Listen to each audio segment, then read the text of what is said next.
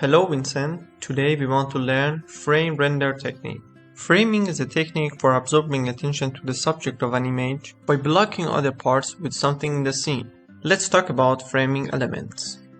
Depth of field helps the viewer to focus on the important part of the image. It can be created in effects or Photoshop, but I prefer to use this effect in Photoshop. But if I want to keep everything in one program, I simply add this effect. You can add DOF to the photo and make it more interesting. In this way, you are creating additional layers of your image. You will be able to draw the viewer's eye to a certain part of the image in a clever way. When your subject is surrounded by a large boring subject, such as a cloudless sky or a large piece of a street or a third frame, you can hide these and make your visualization interesting by using objects in the front of the frame. By using the bird in the picture, you can convey the concept of the link between architecture and nature to the viewer.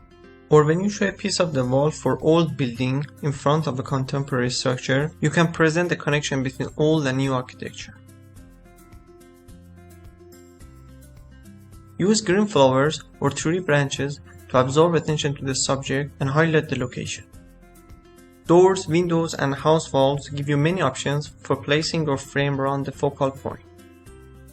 Sometimes you can create more abstract frames by using the contrast between light and shadows. Use bright areas to emphasize your subject. You don't always have to use static objects. By clicking on the camera icon at the bottom right, you open the photo studio. This is where you can take a snapshot of the scene you created and add effects to create a photo. In this section, you move the camera around your scene, still with the same navigation controls. Adjust your focal length with this slider. You can double click on any slider to enter precise values. 35mm is nice for exterior shots.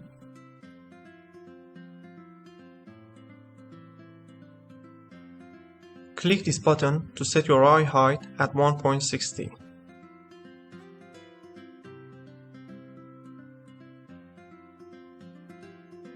Click this button to level out the horizon.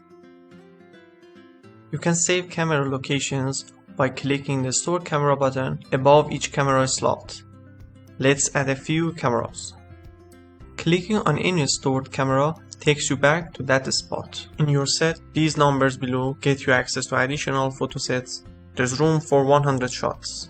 Click on the viewer window to render a quick high-quality preview. This feature saves us a lot of time and guesswork when adding effects. You can open up the theater mode by pressing the F11 key. Then click on a high-quality preview to see a large and almost finished view. Keep in mind that our final render will be even better than what we see here.